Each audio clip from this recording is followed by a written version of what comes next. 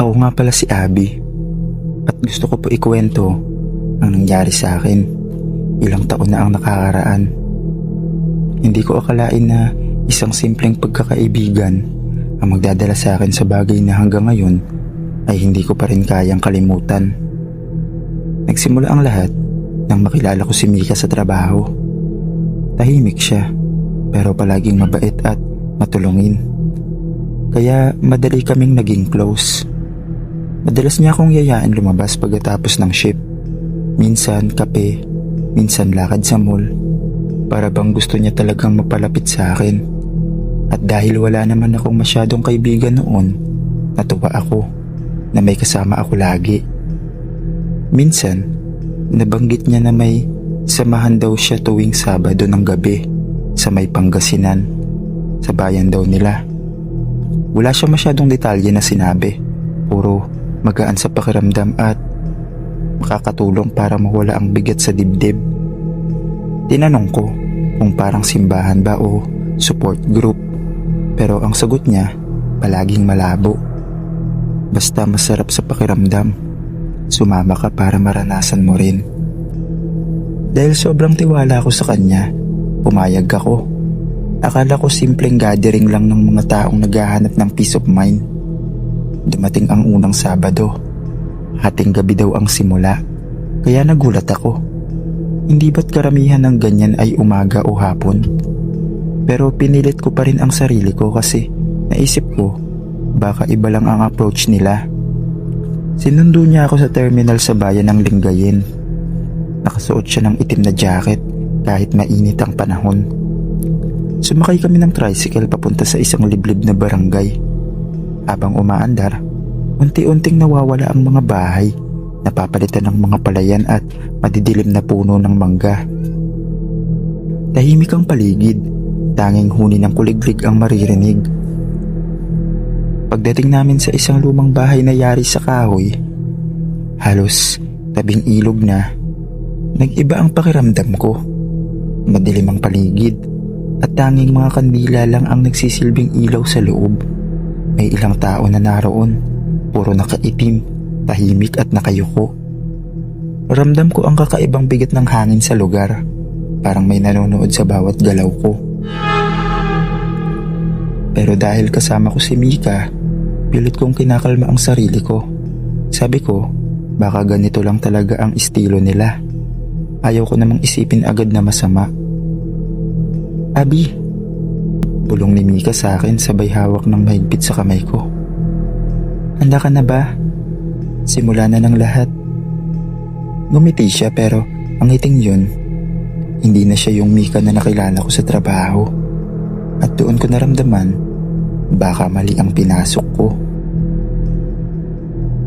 Pagpasok namin sa loob ng lumang bahay sa Pangasinan, para ako nalulunod sa bigat ng hangin.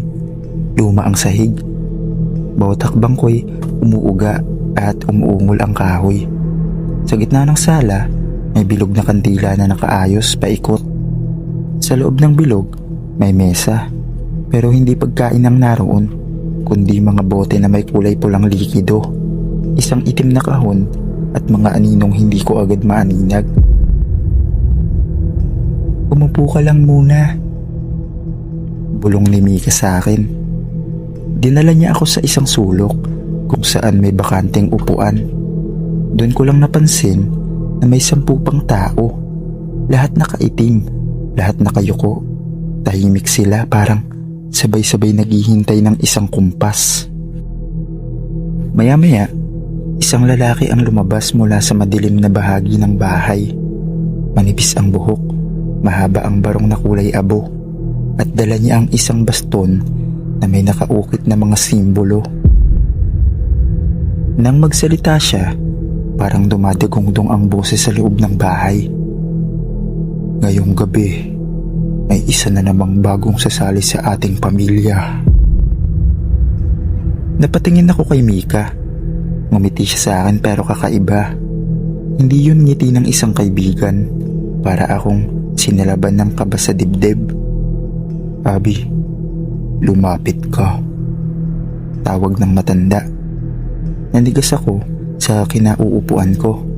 Gusto kong tumanggi pero ramdam kong hinahawakan ni Mika ang kamay ko ng mahigpit. Halos masaktan ako. Sige na, Abby. Sandali lang yan. Wala namang masama. Pinilit ko ang sarili kong tumayo. Habang papalapit ako sa gitna ng bilog ng kandila, ramdam ko ang mga matang nakatitig sa akin. Isa-isang nag-aangat ng ulo ang mga nakaitim at halos sabay-sabay silang ngumiti. Pinaupo nila ako sa harap ng mesa. Inilabas ng matanda ang isang mangkok na may lamang malamig na tubig. Tinignan niya ako ng diretso sa mata. Bago ka maging isa sa amin, kailangan mong linisin ang sarili mo, ang iyong takot, ang iyong pagdududa, at ang iyong laman. Bigla niyang inilapit sa mukha ko ang mangkok. Doon ko lang napansin, hindi tubig ang laman, kundi parang dugo, mainit at malapot. Nangangatog ako. Hindi ko po kaya, sabi ko. Ngunit sabay-sabay na sumagot ang lahat.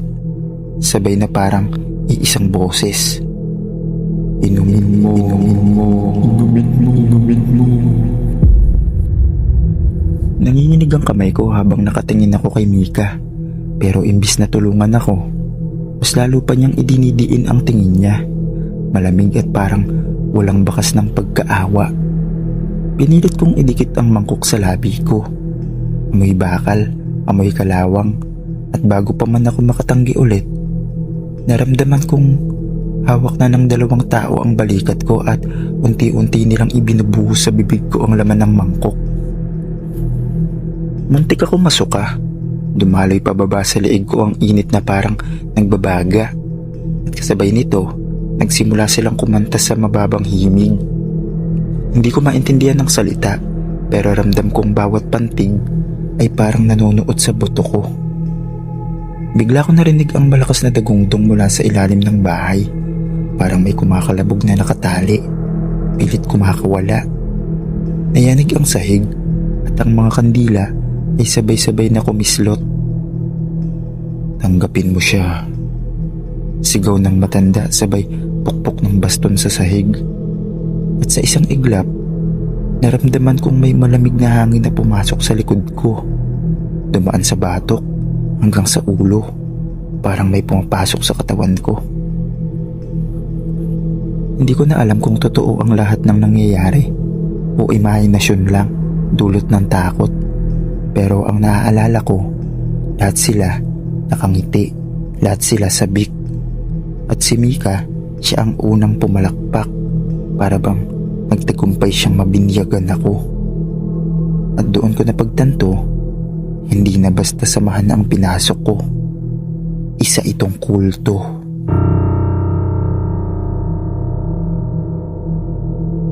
Matapos ang ritual, ramdam ko ang apoy na gumagapang sa lalamunan ko.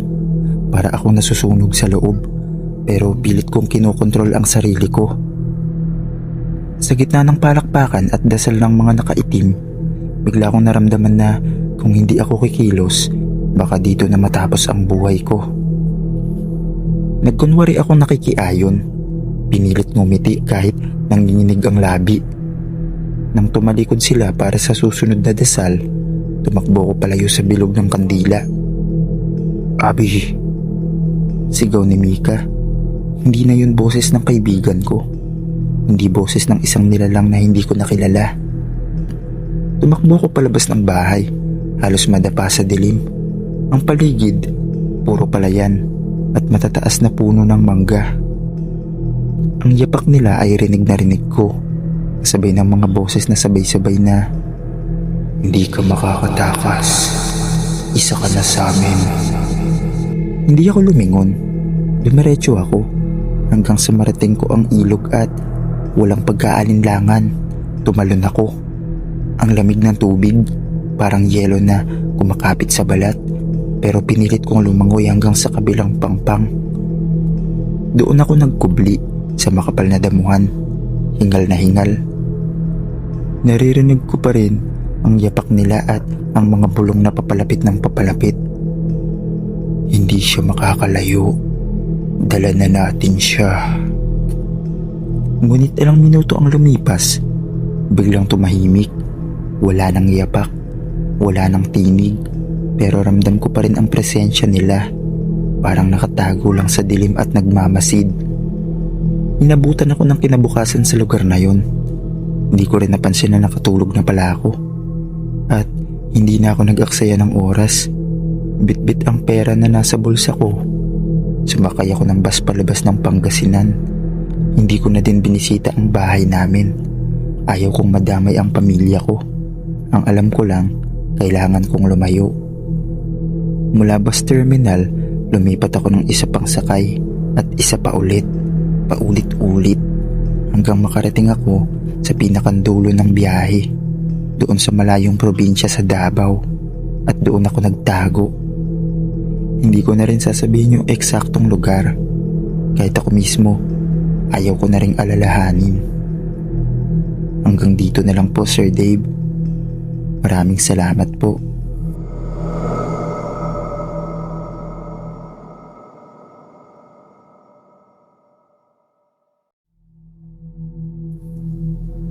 Kamusta, Sir Dave? Ako nga pala si Mario. Gusto ko lang ibahagi ang naranasan ko. Ilang taon na ang nakakalipas. Isang karanasang hindi ko muling gugustuhin balikan. May kaibigan ako sa kolehiyo, si Jonas. Tahimik lang siya, parang normal na estudyante. Pero palagi niya akong kinukulit na sumama raw sa fellowship. Sabi niya, hindi daw ito simbahan, kundi isang samahan na nagbibigay ng kapayapaan at lakas. Noong una, wala akong interes. Pero dahil mabait siya at palagi akong tinutulungan sa klase, isip ko, bakit hindi? Isang beses lang naman. Dinala niya ako sa isang baryo sa Pangasinan. Malayo ito sa sentro ng bayan. Halos tabing ilog at napapalibutan ng puno ng mangga. Ang lugar, tahimik, nakakakaba. Lalo na't hating gabi kami dumating. Pagpasok ko sa bahay, napansin ko agad, puro kandila lang ang ilaw. May 10 tao na nakaitim, nakaupo sa bilog. May mesa sa gitna na may isang itim na kahon. At sa ibabaw nito, abo at maliit na kutsilyo. Nginitian ako ni Jonas. Mario, ito na yung sinasabi ko. Dito ka makakahanap ng tunay na kapayapaan. Pinaupo nila ako sa gitna. Isa-isang nilagyan ng abo ang noo ng bawat miyembro. Parang seremonya. Nang ako na ang pinapahawak, nanlamig ang kamay ko. Ang abo, para bang may buhay. Parang kumikislap at gumagalaw sa balat ko. Bigla nilang sinimulan banggitin ang isang salita ng sabay-sabay, parang dasal. Habang tumatagal, lumalakas ng lumalakas, hanggang maging parang alulong at sigaw na hindi natunog ng tao. Hinila ako ni Jonas. Mario, tanggapin mo lang. Pagkatapos nito, magiging isa ka na sa amin. Doon ako kinilabutan. Ang mga kandila, sabay-sabay namatay. Nabalot kami ng dilim at sa loob ng dilim, may malamig na kamay na dumampi sa akin. Hindi tao ang hawak na yun. Noong naramdaman ko yung malamig na kamay, para akong natigilan. Hindi ako makasigaw. At yung mga nakapaligid sa akin, paulit-ulit lang na bumubulong ng isa ka na sa amin. Isa ka na sa amin. Bigla akong naitulak si Jonas at tumakbo palabas ng bahay. Nanginginig ang tuhod ko habang binabaybay ang madilim na iskinita papunta sa palayan. Naririnig ko yung mga yapak nila sa likod ko. Yung sigaw ng matanda. Habang tumatakbo ako, nakikita ko yung mga kandila nilang kulay pula na parang lumulutang sa dilim. Sa bawat liko, may aninong sumusulpot. Pero hindi ako tumigil hanggang sa umabot ako sa kalsada. Doon may dumaan na truck. Sa pagkadesperado, pinara ko ito at mabilis na sumampa.